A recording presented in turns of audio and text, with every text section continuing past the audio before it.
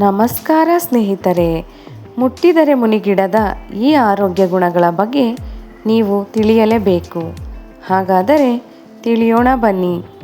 ಎಲ್ಲೆಂದರಲ್ಲಿ ಕಾಣಸಿಗುವ ಮುಟ್ಟಿದರೆ ಮುನಿಗಿಡದಲ್ಲಿ ಹಲವಾರು ಆರೋಗ್ಯ ವೃದ್ಧಿಸುವ ಗುಣಗಳಿವೆ. ನೈಸರ್ಗಿಕವಾಗಿ ಸಿಗುವ ಅದೆಷ್ಟೋ ಮೂಲಿಕೆಗಳು ಹಲವು ರೀತಿಯ ಆರೋಗ್ಯ ಸಮಸ್ಯೆಗಳಿಗೆ ಪರಿಹಾರವನ್ನು ನೀಡುತ್ತವೆ. ಪ್ರಕೃತಿ ತನ್ನೊಡಲಲ್ಲಿ ಔಷಧಿಯ ಗಣಿಯನ್ನೇ ಹುದುಗಿಸಿಟ್ಟುಕೊಂಡಿದೆ. ನಮ್ಮ ಸುತ್ತಮುತ್ತಲೂ ಇರುವ ಅದೆಷ್ಟೋ ಗಿಡಗಳು ಆರೋಗ್ಯ ಸಮಸ್ಯೆಯನ್ನು ನಿವಾರಿಸುವ ಗುಣವನ್ನು ಹೊಂದಿವೆ. ಅಂತಹ ಗಿಡಗಳಲ್ಲಿ ವಿಶೇಷ ಗುಣವನ್ನು ಹೊಂದಿರುವ ಮುಟ್ಟಿದರೆ ಮುನಿ ಅಥವಾ ಗ್ರಾಂಥಿಕವಾಗಿ ನಾಚಿಕೆ ಸೊಪ್ಪು ಎಂದು ಕರೆಯಲ್ಪಡುವ ಗಿಡ ಆರೋಗ್ಯವನ್ನು ವೃದ್ಧಿಸುವ 10 ಗುಣಗಳನ್ನು ಹೊಂದಿದೆ. ದಿನನಿತ್ಯ ಕಾಣುವ ಈ ಗಿಡ ಮುಟ್ಟಿದರೆ ತನ್ನ ಎಲೆಗಳನ್ನು ಮುದುಡಿಕೊಂಡು ಬಿಡುತ್ತದೆ. ಇಂಗ್ಲಿಷ್ನಲ್ಲಿ ಇದನ್ನು ಟಚ್ ಮಿ ನಾಟ್ ಅಥವಾ ಶೇಮ್ ಪ್ಲ್ಯಾಂಟ್ ಎಂದು ಕರೆಯಲಾಗುತ್ತದೆ. ಇದರ ಬೇರು, ಎಲೆ, ಕಾಂಡ ಎಲ್ಲವೂ ಔಷಧೀಯ ಗುಣಗಳನ್ನು ಹೊಂದಿವೆ. ಚಿಕ್ಕ ಮಕ್ಕಳಿನಿಂದ ಹಿಡಿದು ವಯಸ್ಸಾದವರೆಗೂ ಕೂಡ ಈ ನಾಚಿಕೆ ಗಿಡವನ್ನು ಔಷಧಿಯಾಗಿ ಬಳಸಬಹುದು. ಕೆಲವೊಮ್ಮೆ ಜಾನುವಾರುಗಳಿಗೂ ಔಷಧೀಯ ಗಿಡವಾಗಿ ಇದನ್ನು ಬಳಸಲಾಗುತ್ತದೆ. ಮುಟ್ಟಿದರೆ ಮುನಿಯ ವೈಜ್ಞಾನಿಕ ಹೆಸರು ವಿಮೋಸಾ ಪುಡಿಕಾ ಎನ್ನಲಾಗಿದೆ. ಇದು ಚರ್ಮದ ಸಮಸ್ಯೆಯನ್ನು ನಿವಾರಿಸುತ್ತದೆ. ಮುಟ್ಟಿದರೆ ಮುನಿ ಗಿಡ ನೋಡಲು ಚಿಕ್ಕದಾಗಿದ್ದರೂ ಅದರ ಔಷಧೀಯ ಗುಣಗಳ ಪಟ್ಟಿ ದೊಡ್ಡದಿದೆ.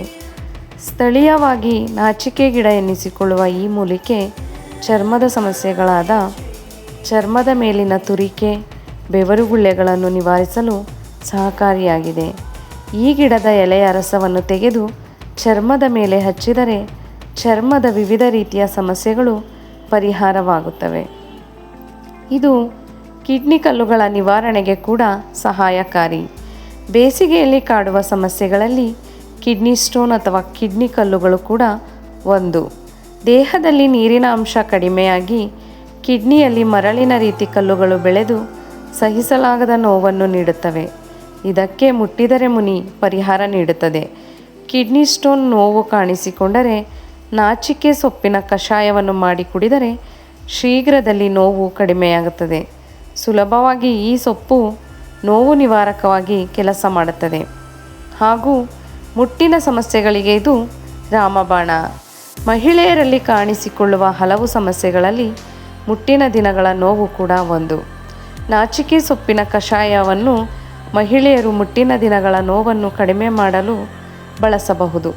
ಇದು ರಾಮಬಾಣದಂತೆ ಕೆಲಸ ಮಾಡುತ್ತದೆ. ಹೊಟ್ಟೆ, ಸೊಂಟ, ಕೈಕಾಲುಗಳಲ್ಲಿ ನೋವು ಕಾಣಿಸಿಕೊಂಡರೆ ಇದು ಹೋಗಲಾಡಿಸುತ್ತದೆ. ಋತುಚಕ್ರ ಅನಿಯಮಿತವಾಗಿದ್ದರೆ ಬೇರು ಸಹಿತ ಈ ಗಿಡವನ್ನು ಕಿತ್ತು ತಂದು ಸ್ವಚ್ಛಗೊಳಿಸಿ ನೀರಿಗೆ ಹಾಕಿ ಕುದಿಸಿ ಕುಡಿದರೆ ಉತ್ತಮ ಪರಿಣಾಮವನ್ನು ಕಾಣಬಹುದು. ಗಾಯದ ರಕ್ತಸ್ರಾವವನ್ನು ತಡೆಯುತ್ತದೆ. ಇದು ಹಳ್ಳಿಗಳಲ್ಲಿ ಇಂದಿಗೂ ಕೈಕಾಲಿಗೆ ಗಾಯವಾದರೆ ಈ ನಾಚಿಕೆ ಸೊಪ್ಪನ್ನು ಮುರಿದು ಗಾಯಕ್ಕೆ ಅದರ ರಸವನ್ನು ತೆಗೆದು ಹಾಕುತ್ತಾರೆ ಅಥವಾ ಸೊಪ್ಪನ್ನು ಕಿವುಚಿ ಗಾಯದ ಮೇಲೆ ಇಡುತ್ತಾರೆ. ಇದರಿಂದ ಕ್ಷಣ ಮಾತ್ರದಲ್ಲಿ ರಕ್ತಸ್ರಾವ ನಿಲ್ಲುತ್ತದೆ. ಗಾಯವೂ ಕೂಡ ಬೇಗ ವಾಸಿಯಾಗುತ್ತದೆ. ಆದ್ದರಿಂದ ನಾಚಿಕೆ ಸೊಪ್ಪು ಅತಿ ಕಡಿಮೆ ಸಮಯದಲ್ಲಿ ರಕ್ತಸ್ರಾವವನ್ನು ತಡೆದು ಗಾಯವನ್ನು ಮಾಯವಾಗಿಸುವ ಗುಣವನ್ನು ಹೊಂದಿದೆ. ಜ್ವರವನ್ನು ಕಡಿಮೆ ಮಾಡುತ್ತದೆ. ಪ್ರಕೃತಿಯ ವಿಸ್ಮಯಗಳಲ್ಲೊಂದಾದ ಮುಟ್ಟಿದರೆ ಮುನಿಗಿಡ ದೇಹದ ತಾಪಮಾನ ಕಡಿಮೆ ಮಾಡಲು ಸಹಾಯಕವಾಗಿದೆ. ನಾಚಿಕೆ ಸೊಪ್ಪನ್ನು ಮಜ್ಜಿಗೆ ಅಥವಾ ಮೊಸರಿನಲ್ಲಿ ಅರೆದು ಮಿಶ್ರಣ ಮಾಡಿಕೊಂಡು ಕುಡಿದರೆ ದೇಹದ ಉಷ್ಣತೆ ಕಡಿಮೆಯಾಗುತ್ತದೆ. ಅದೇ ರೀತಿ ಜ್ವರದ ಸಮಯದಲ್ಲಿ 1-2 ತುಳಸಿ ಎಲೆಯನ್ನು 8-10 ನಾಚಿಕೆ ಸೊಪ್ಪಿನ ಎಲೆಗಳೊಂದಿಗೆ ಸೇರಿಸಿ ಚೆನ್ನಾಗಿ ಕುದಿಸಿಕೊಂಡು ಕುಡಿದರೆ ಜ್ವರದ ತಾಪಮಾನ ಬೇಗ ಕಡಿಮೆಯಾಗುತ್ತದೆ.